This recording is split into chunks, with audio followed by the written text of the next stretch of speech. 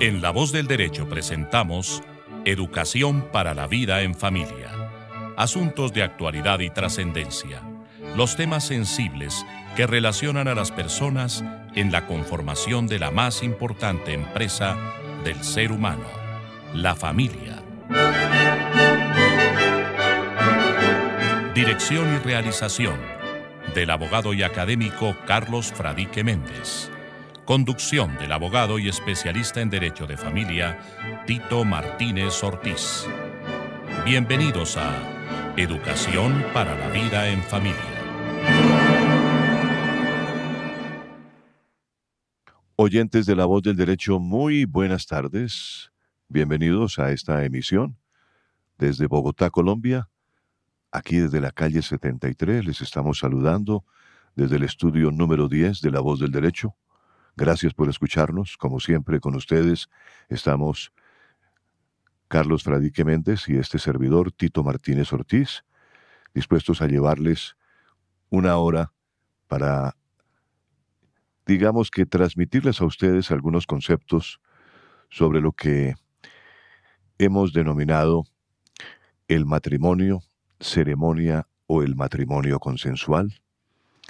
Hablaremos de este tema extensamente, pero en esta primera media hora vamos a comentar un artículo que apareció en la revista Semana, que circula desde el lunes pasado en las librerías y en los puestos de revistas.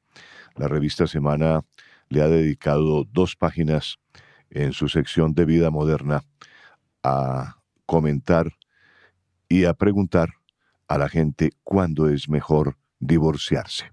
Es la pregunta que hace la revista, con una serie de inquietudes que plantean con respecto a las edades sobre los hijos. Y la situación que plantea la revista es de que muchas parejas permanecen juntas por el bien de los hijos y solo deciden separarse cuando ellos han crecido. Pero un nuevo estudio afirma que resulta menos perjudicial hacerlo cuando los hijos son pequeños. Hablaremos si eso es cierto o no. Así que bienvenidos a Educación para la Vida en Familia en esta primera media hora. El doctor Carlos Fradique Méndez está conmigo y es muy grato acompañarlo de nuevo en este año 2019. A toda la audiencia le estoy muy agradecido por sus mensajes y por estar pendiente del Facebook en este momento, porque estamos también en línea en las redes sociales y ustedes nos pueden sintonizar, bien sea en Facebook o en cualquier red social que tengan a mano. Y desde luego, pues esperamos que ustedes también se puedan comunicar con emisora La Voz del Derecho, en donde pueden perfectamente acudir a nuestro teléfono de WhatsApp 315-460-6778 y donde ustedes pueden formular las preguntas que deseen. Doctor Carlos Fradique, muy buenas tardes y como todavía es enero, aprovecho para desearle un feliz año, ya que desde el año pasado no lo veía usted. Don Tito, muy buenas tardes. A la audiencia un saludo muy especial y pues muy contento con su recuperación. Gracias, doctor. Sé que le falta un poquitín, pero biológicamente todo va transcurriendo bien. La verdad es que este artículo de la revista Semana, o esta nota de la revista Semana, titulada ¿Cuándo es mejor divorciarse?, nos ha llamado mucho la atención y ese es nuestro tema de esta primera media hora. Si a mí me preguntaran ¿cuándo es mejor divorciarse?, yo respondería que nunca. Ojalá que no fuera nunca. Que nunca, sí. ¿No es cierto? Nunca, porque es que el divorcio no es mejor, sino que siempre es una manifestación del fracaso que la pareja tuvo en el manejo, en la organización de su empresa familiar. Sí. ¿Cuándo es oportuno divorciarse? ¿Cuándo es imperativo divorciarse? Porque las parejas definitivamente no están hechas el uno para el otro, para convivir, para manejar la empresa, seguramente es una pregunta mejor. Claro. Ellos dicen que un estudio, pues no sé entre cuántas personas ha hecho ese estudio, tampoco dicen en qué parte, de qué ciudad, Sí. de qué país se hizo el estudio. Sí. Que es mejor divorciarse, dicen ellos, o que si se quieren divorciar, que es mejor que lo hagan cuando los niños tienen antes de 7 años, es como dicen, antes de 7 años, ¿no? Sí, Y que no es estoy bueno. encontrando que la doctora Mavis Hetherington de la Universidad de Virginia es la que confirma esta situación. Después en la segunda página veo algo relacionado con la psicóloga infantil Carolina Méndez, en donde hay que tener en cuenta que no todos reaccionan igual, dice esta psicóloga, mientras que el divorcio puede resultar estresante para algunos, otros se recuperan más pronto, ¿no es cierto? Y la doctora Méndez considera que el divorcio será conflictivo en cualquier momento, Cualquier etapa en cualquier etapa de la vida. Esta es una investigación que hicieron en Londres, en Inglaterra, no sé cuánto, tampoco sé en qué parte de Inglaterra, porque Inglaterra es un Reino Unido, son varios países. No estoy diciendo países, es un reino que tiene varios, se me olvidó en este momento el nombre exacto, varias regiones que están unidas para formar el Reino Unido y con diferentes características, ¿no? Claro. Si pudiéramos traerlo aquí a Colombia, podríamos decir es como Pasto, Nariño, que tiene muy poquito que ver con el Chocó, que tiene muy poquito que ver con la Guajira, que tiene muy poquito que ver con los llanos orientales. Entonces son regiones en las que la cultura respecto de familia es bien diferente, y eso lo hicieron en la universidad, en el University College de Londres, y llegan a esa conclusión. Entonces, para mí es un buen tema de diálogo, pero que seguramente no se aplica entre nosotros. Claro. Lo que sí es cierto, porque lo hemos vivido, porque lo hemos visto, porque es la gente que va a la consulta, a los diferentes despachos de abogados de familia y de psicólogos y a los despachos judiciales, es que los matrimonios celebrados entre personas muy jóvenes, algunos se unen en matrimonio consensual a los 15, a los 16, a los 17 años, entre otras cosas comienzan a vivir porque les parece que esa es una forma de hacerlo sin ninguna responsabilidad. Aquí tenemos la idea de que la unión libre, que está mal llamada así, que es el verdadero matrimonio consensual, no genera responsabilidades y que no tengo ninguna posibilidad, de que no tiene ninguna posibilidad mi pareja de exigirme nada porque estamos en unión libre y cuando yo quiera me voy y se acabó el cuento. Entonces, la gente se une para experimentar si puede vivir junta, con la esperanza y la posibilidad grande de que se van a divorciar. Y pues por supuesto que cuando uno va a jugar el partido de fútbol y dice que va uno con la mentalidad que pierde, pues pierde. Exactamente. Cuando uno comienza en una competencia con la mentalidad que va a perder, pues lo más probable es que pierda. Salvo que el contrincante sea de muy regular capacidad. Entonces, podría no ganar, pero no porque uno sea bueno y no porque el otro es malo. Claro. Entonces, aquí también, si uno se une por la idea de que va a divorciarse, pues se divorcia. No tiene la menor duda de que es así. Pero el matrimonio entre jovencitos que no tienen suficiente prudencia para evitar el embarazo, generalmente quedan con 1 o 2 hijos a los 18, 20, 22 años. Sí, señor. Y ese matrimonio frustrado, terminado, roto, pues lo que va es a generar una cantidad de problemas, muchísimos problemas, no solamente entre la pareja que fracasó, sino entre ellos frente a sus hijos. Y comienzan a tener a sus hijos como unas especies de escudos de guerra. Ese es el término de escudos de guerra. Claro. Se lo escuché a una psicóloga, no estoy muy seguro si fue... No digo el nombre, pero es una psicóloga colombiana. Sí. Que hace referencia al escudo de guerra. ¿Sería María Antonieta? No, tal vez es Ani Acevedo, tal vez sería. O Ani Acevedo. Sí. Tal vez sí. No estoy muy seguro. Y cogen a los niños de escudo de guerra. ¿Por qué? Porque sucede que el marido, cuando se comienza a pelear con la mujer, dice, le voy a dar por donde más le duela. Y lo mismo dice la señora. Ajá. Eso no es un término jurídico, no es un término técnico, no es un término científico, no es un término real. ¿Y por dónde es a donde más le duele? Pues molestando a los hijos.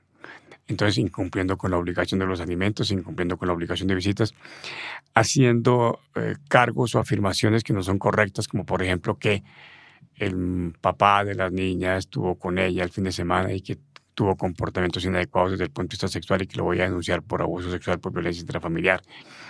Y que a veces hacerle reclamos de que usted porque estaba allí, porque fue allí, porque salió con la persona, con esta persona, que porque salió con aquella, que por qué no atendió el llamado que hizo el papá, el abuelo, que porque fue a la fiesta del abuelo, que porque se llevó a los primos. Y toda situación que se encuentre post-divorcio es causa para censurar. Porque aquí hay una especie de mentalidad de molestar, una mentalidad de oposición, si así pudiéramos llamar. Claro. En un gobierno de oposición, en un gobierno con oposición, la oposición, todo lo que haga el gobierno está malo. Todo. Sí. Todo. Porque sí o porque no, todo está malo. Claro. En el posdivorcio es tanto como que el marido es el opositor de la mujer es la opositora del marido. Y todo lo que hagan ellos, en un momento determinado, en función de cumplir con las obligaciones con los hijos, les parece que está mal. Está mal, sí. Y lo censuran. Claro. Y lo censuran fuertemente, no solamente que hacen la censura personal, sino que de pronto lo pueden llevar a estrados judiciales, que es sumamente grave. Sí. Por eso la pregunta que hace la revista Semana, o que hacen la persona que redactó la revista Semana, es ¿cuándo es mejor divorciarse? Tal vez no es la más adecuada para tratar un tema relacionado con la oportunidad en la que eventualmente, porque se fracasó rotundamente en la vida en pareja, es necesario tomar la opción del divorcio. Exactamente.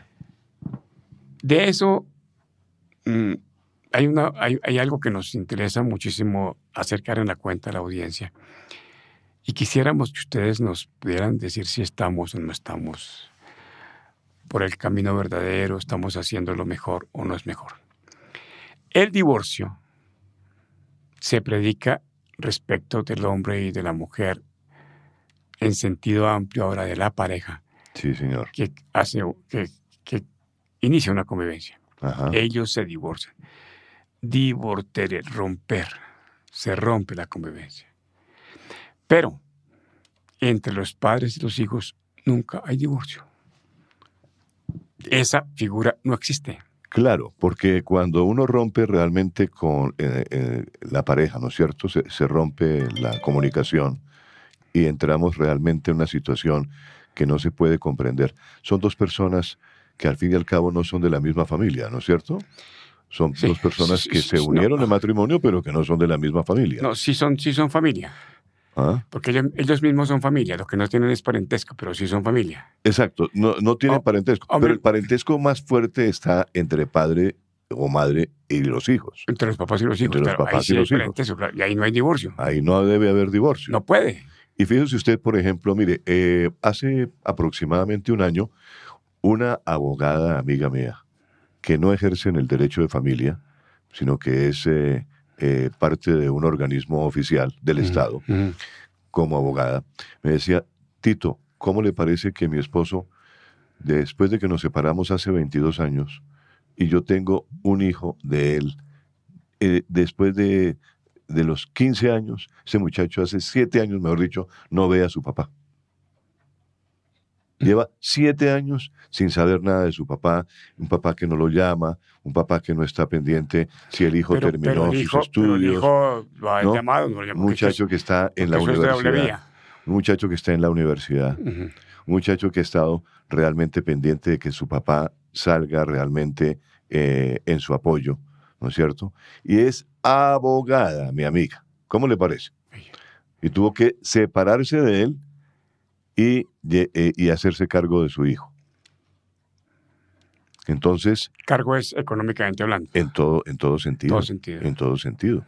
¿Y por qué no inició ella las acciones, siendo abogada, las acciones legales para que... Porque resulta que el señor, en las acciones legales que sí se iniciaron, demostró que su ex mujer era más poderosa económicamente hablando. Pero Y entonces, cualquier situación que tenga ella se presume que fíjese tiene un salario usted, mínimo y tiene que usted aportar. que ella me contaba, a mí me dijeron, me dijeron en la separación, me condenaron prácticamente. Dijeron que como yo era abogada, que como tenía un sueldo suficientemente bueno y que podía perfectamente tener al cuidado de mis hijos, pues no había ningún problema. Entonces el Y no señor... le fijaron cuota de Y alimentos no al le señor. fijaron cuota, y entonces Ni- el señor se apoderó de esa situación y dijo, allá ella que tenga la responsabilidad. Es que hay muchos matrimonios en esa situación, de que Pues ahí la realmente, falla la veo yo. En parte de ella, porque si ella es abogada, debió haberse defendido ella misma o con una persona que fue experta en temas de manejo de familia para que le pudieran imponer las obligaciones que corresponden y que no se pueden renunciar y la sigue, respecto del papá frente a los hijos. y consecuencialmente, pues entonces ella pregunta, ¿será que yo puedo reclamar todavía? Pues ya Después de haber pasado tanto tiempo. como alimentos retroactivos, Sí, ya le digo bueno, cuál es mi opinión respecto de eso. Y también es culpa del funcionario que atendió el divorcio, de quien atendió el acuerdo, por lo menos de divorcio, y no tuvo la suficiente ética para decir que las obligaciones frente a los hijos son compartidas por papá y mamá. bueno, No compartidas mitad y mitad, porque eso es importante decirlo. pero No es 50 y 50 como mucha gente piensa. exactamente. Que es en proporción a los ingresos que tengan cada uno de ellos. Y cuando se hace la liquidación de cuánto le corresponde a cada quien, hay un elemento importantísimo que es el aporte del trabajo doméstico que lo da la persona con la que los hijos se quedan a convivir. Ajá. Ese trabajo doméstico es importante tenerlo en cuenta. Los jueces lo desconocen y yo tuve el año pasado una experiencia sumamente desagradable con un juez porque dijo, ¿de dónde aparece eso? Pues bueno, pues hay en el año de 1993, si no estoy mal, con un caso que se ventiló en el Valle y que fue a la Corte Constitucional. El maestro Ciro Angarita, le digo maestro porque era un hombre sumamente sabio, sumamente sensato, de avanzada y muy conocedor de la vida. Claro. Estableció como jurisprudencia la Corte Constitucional que el trabajo doméstico sí vale y que hay que tasarlo y que hay que pagarlo. Claro.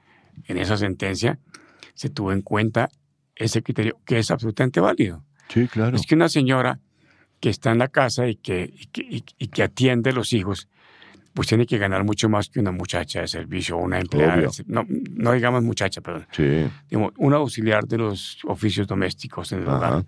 Porque primero que todo no tiene horario, segundo está dedicada de manera de tiempo completo y tercero pues es un trabajo que tiene que ser calificado como de buena calidad. Entonces ese trabajo debe estar recompensado y debe tenerse en cuenta como aporte para efectos de los alimentos. Usted me preguntaba si podía reclamar con retroactividad. Esa posibilidad de reclamar con retroactividad no está contemplada en la legislación colombiana. No está. Pero además hay un tema que lo hemos mirado desde el punto de vista del derecho y las obligaciones que es bien complejo y es que si a una persona en el tema de los alimentos le pagan la universidad y ya la pagó, pues al hijo no se le debe nada porque ya se le pagó a él. Claro. Y lo pagó la mamá. Entonces se supone que la mamá asumió la obligación del papá y que eventualmente podría haber una subrogación de la obligación que tiene el papá a favor de la mamá y sería la mamá como subrogante de la obligación la que tendría que reclamarle ese derecho al papá. Pero como son obligaciones que no están contempladas en la ley, que no están en este momento liquidadas, habría que hacer un proceso teniendo en cuenta que hay unos tiempos en donde se aplica la prescripción y ya no habría lugar a ese tipo de reclamos. Ahora bien, No se puede decir que la obligación de alimentos sea respecto del hijo y que por ser una obligación al hijo no corre la prescripción. Porque si se mira desde el punto de vista sustancial el tema, la mamá que paga, ella se subroga y entonces es ella como mayor de edad la que tiene posibilidades de reclamar frente al papá que no pagó. Claro. Y entonces ya no es una obligación entre el menor de edad y el papá, sino entre un mayor de edad que la mamá que asumió, si ese fuera el caso, la obligación de una persona mayor de edad, y entonces se aplican las normas generales de prescripción. Yo no sé si me he hecho entender o si por lo menos queda la duda para que pregunte la audiencia sobre el tema. Es decir, de todas maneras queda la duda, sin embargo, pues es decir, yo pensaría en este instante, cuando la persona me contó eso, yo pensaría que a pesar de que no hay una ley que obligue a una retroactividad, de pedir la retroactividad de esos apoyos económicos, sí está vigente todavía la presencia de la obligación. A ver, porque el muchacho todavía no ha terminado estudios universitarios y de pronto sí podría perfectamente obligarlo a pagar por lo menos lo último que se debe. No, a partir de cuando... El tema de la obligación de alimentos es bien complejo porque no entendemos que la fuente de la obligación de alimentos es la ley. Exactamente. No es la sentencia del juez, como normalmente se cree. No es el acuerdo entre las partes, como normalmente se cree. Ajá. Y esto lo digo porque el artículo 411 del Código Civil dice que los alimentos que se deben por ley. Entonces la fuente de la obligación es la ley. Ajá. Lo que hace el juez o lo que hacen las partes en la audiencia de conciliación, o inclusive desde el punto de vista puramente verbal, porque también se puede hacer verbal, el acuerdo de cómo se pagan los alimentos, es regular la cuota. Exactamente. Es liquidar la cuota, darle un valor a esa cuota. Exacto. Que no estando valorada, pues cuesta dificultad reclamarla desde el punto de vista judicial porque no es una obligación líquida. Ajá. Es líquida, ¿por qué? Pues porque no está establecido cuánto es lo que se debe dar o no se debe dar. Ese es un tema más de derecho a obligaciones. Y claro, como se pagó, entonces habría una subrogación en el cumplimiento de la obligación y me parece que sí habría lugar en temas, en eventos pero muy especiales y justificando si el proceso se da o no se da. Ahora, o resulta o no resulta económicamente interesante. Ahora bien, lo que sí es cierto es que aún no estando liquidada la obligación, el papá que se hace el indiferente frente al pago de las obligaciones no dice cuánto le tengo que dar a mi hijo, cuánto está incurriendo en el delito de inasistencia alimentaria. Eso sí. Y al incurrir en la inasistencia alimentaria, las normas de prescripción sí son diferentes. Porque él no puede decir, no, pues es que a mí no me han dicho nada, no, porque es que no se trata de que el hijo le diga al papá, papá, necesito para la matrícula. La pregunta es diferente. Hijo, ¿cuánto necesitas para la matrícula? No sé si soy clarísimo en eso. Es en esa vía. Si no es que el hijo diga, padre papá, hacia el hijo. Papá, necesito para la matrícula. No, al contrario, es hijo, estamos en... ¿Cuánto vale la matrícula? Estamos en enero y ya vas a entrar a la universidad, ¿cuánto necesitas? Yo te llamo para que podamos ponernos de acuerdo en ese aspecto. Exacto. Entonces, mire cómo hay de muchísimas creencias equivocadas respecto de la fijación de la cuota de alimentos. Pero volviendo al artículo de semana, porque se nos va a acabar ya. Se nos salimos un poquito del tema. Esta media hora. Claro. No hay ninguna edad mejor para divorciarse. No hay. No hay ninguna familia perfecta. Sí. No hay ninguna familia sin inconvenientes para ir solucionando día a día. No hay ninguna familia donde no se presenten en un momento determinado disgustos, diferencias por el trabajo, por el gasto, por la inversión. por de pronto una conducta descomedida que se haya presentado en una fiesta y que se le hayan ido los tragos a una de las dos personas. Siempre habrá una razón, si se quisiera llevar al extremo, suficiente para divorciarse. Pero es que el tema no es encontrar la solución del divorcio, sino es encontrar la solución de la convivencia. Claro. Esto no tiene nada de moral, no tiene nada de cristiandad, no tiene nada de filosofía musulmana, nada, donde la gente tiene que aceptar porque tiene que aceptar. No, es que la comunicación entre el hombre y la mujer que forman la familia tiene que ser amplia, tolerante, con una discusión muy honrada para decir, venga, encontramos la solución para estos determinados temas. Claro. Eso es muy importante. Y lo que sí me parece que dejemos perfectamente claro, porque se nos va a acabar el tema, es que las personas deben casarse ya maduritas. Sí. 28 años, 25 años y más allá, con la posibilidad de que habiendo tenido experiencias afectivas, pero no de convivencia, sino de aprendizaje de la vida, la posibilidad de que el matrimonio que hagan permanezca va a ser muy importante. Segundo, tienen que educarse para la vida en familia. No pueden ir a decir allá, no, vengan, nos casamos, ¿y eso qué es? ¿Para Claro. qué es eso? ¿Cómo se come? Claro. Antes de terminar esta media hora, que nos quedan unos segunditos, doctor Carlos, hay una pregunta que hacen normalmente nuestros oyentes. Ay, Mosme. Esa pregunta dice, ¿qué diferencias hay entre vivir en matrimonio y vivir en unión libre, la que usted muy acertadamente, doctor Carlos, llama matrimonio consensual? Ensayemos a la siguiente respuesta. Son muchísimas las diferencias que hay desde el punto de vista no sustancial, sino formal. Porque Pero Luis nos da solamente un minutico, máximo un minuto para responder. Entonces, para celebrar el matrimonio, ceremonia ante el juez, notario, las personas deben estar viudas, solteras o divorciadas. Exactamente. Para celebrar el matrimonio consensual, no se exige ese requisito según los doctrinantes. Sí. Yo digo, listo, no se exige para celebrarlo, pero sí debe exigirse para reconocer los efectos personales de ese matrimonio consensual. ¿Por qué?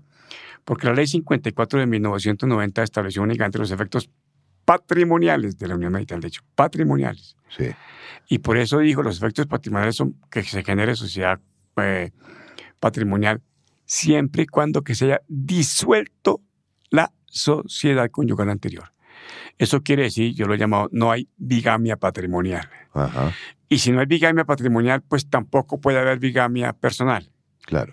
Entonces, la persona que tiene matrimonio consensual, pero tiene un impedimento para celebrar el matrimonio ceremonia, en mi concepto, y ese es un tema que vamos a trabajar este año bien importante con la academia y con las cortes, esa unión no debe tener efectos personales. Correcto. Y creo que así nos queda planteada la respuesta y después seguiremos conversando sobre eso, don Tito. Muchas Claro gracias. que sí. Vamos a hacer entonces un pequeño terminamos receso. Terminamos esta media hora. Terminamos ya la media Y ya hora. venimos con otro tema. Y ya venimos entonces en la siguiente media hora con otro tema Perfecto. en educación para la vida en familia. Muchas gracias. Pero muy le amable. quiero decir una cosa que quiero agregar ya sobre la música que está sonando de fondo. De todas maneras, lo que hace falta es educación para la vida en familia. Es correcto. Y ya volvemos.